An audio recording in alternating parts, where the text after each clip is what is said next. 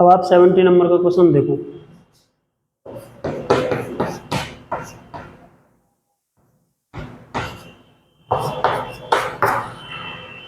Seventy number का question है आपका, in figure 10.46 if A is greater than B by 1/3 of a right angle find the value of A and B.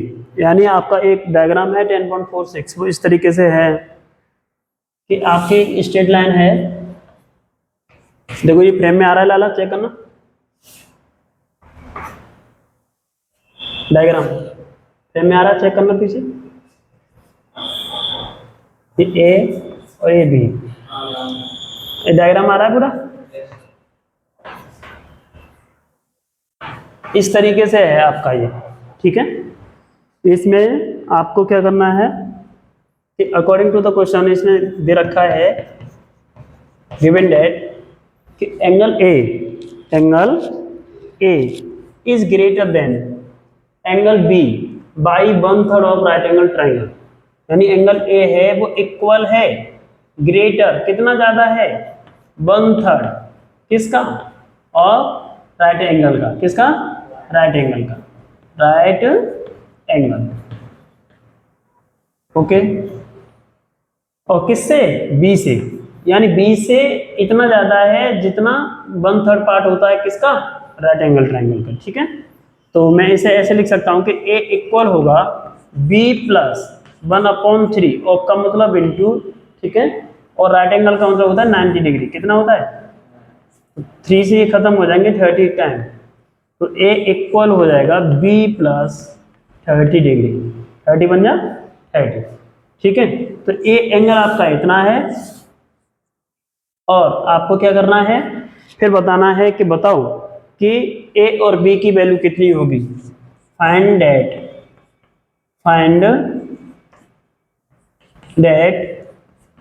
Value of A and B, यानी A और B कितना होगा वो आपको निकालना है, ठीक है। तो वो कितना होगा वो अभी चेक करते हैं। सबसे पहले आपको क्या करना है कि इस कंडीशन में आप क्या कर सकते हो, आप ये कर सकते हो कि अगर आपको ए और बी निकालना है तो आप ये देखो कि ए और बी जो एंगल है वो एक स्ट्रेट लाइन के ऊपर है, और एक स्ट्रेट लाइन के ऊपर है ना दोनों एंगल, और ये क्या है उसमें एक कोई थर्ड रे है, तो इसका मतलब ये कह सकते हैं कि ये ना एडिसेंट एंगल है, बोले तो दोनों एंगल एक साथ हैं, और स्ट्रेट लाइन पे दो एंगल जब होते हैं तो उसे हम लीनियर पेयर एंगल कहते हैं, क्या कहते हैं, लीनियर पेयर एंगल। तो हम यहां से एक काम कर लेंगे,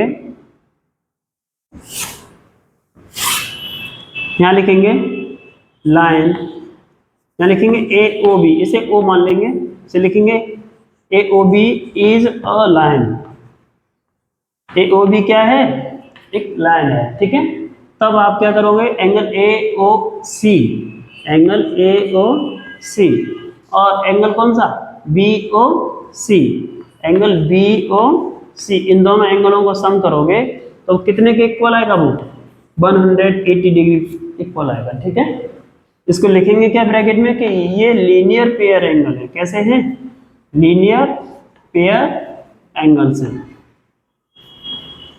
तो मुझे लगता है यहां तक कोई दिक्कत नहीं होगी, ठीक है।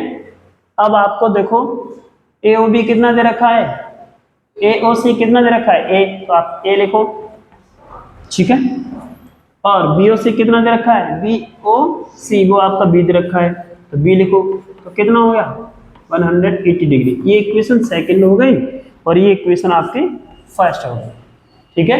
अब आपको तो ए और बी निकालना है, आप ए निकाल लोगे अगर कैसे ही आपको बी पता चल जाए, है कि नहीं। आप यहाँ पे बी की वैल्यू लगा दोगे तो बी में 30 को ऐड कर देंगे, जो रिजल्ट निकल के आएगा वो आपका ए हो जाएगा, ठीक है।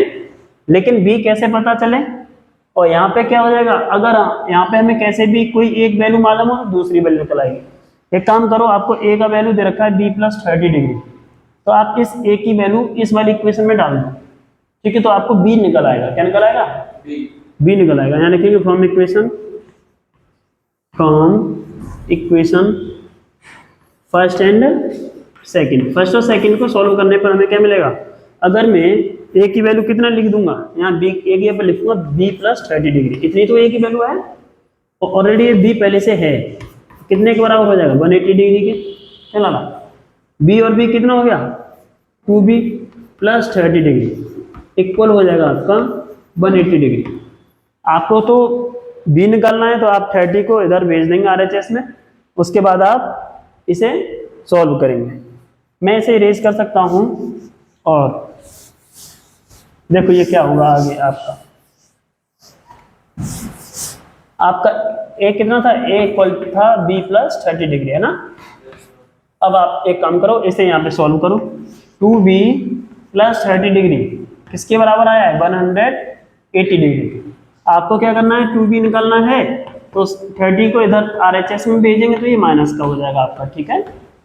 तो हम लिखेंगे कि 2b इक्वल हो गया आपका 150 डिग्री, तो 180 में से जब आप 30 को लेस कर देंगे तो आपका 150 बचेगा।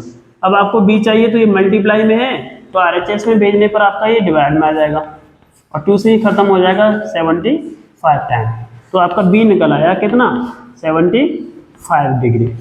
तो आपका b निकल आया। अब आपको a और निकालना है, तो आप पुट कर दो b की वैल्यू, यहाँ लिखेंगे पुट b इन इक्वेशन 1। अब 1 में अगर b की वैल्यू लगा दोगे तो a निकल आएगा, क्या निकल आएगा, यहाँ लिखेंगे a इक्वल है आपका b प्लस 30 डिग्री, तो b कितना निकल के आया है 75 कितना, तो 30 इसमें लगा देंगे तो आपका हो जाएगा ये 105 डिग्री। इस तरीके से आपका a निकल आया, a हो जाएगा 105 डिग्री और b हो जाएगा 75 डिग्री, ठीक है। तो इस तरीके से आपका ये क्वेश्चन था, आप इस क्वेश्चन को देख लो और लिख सकते हो।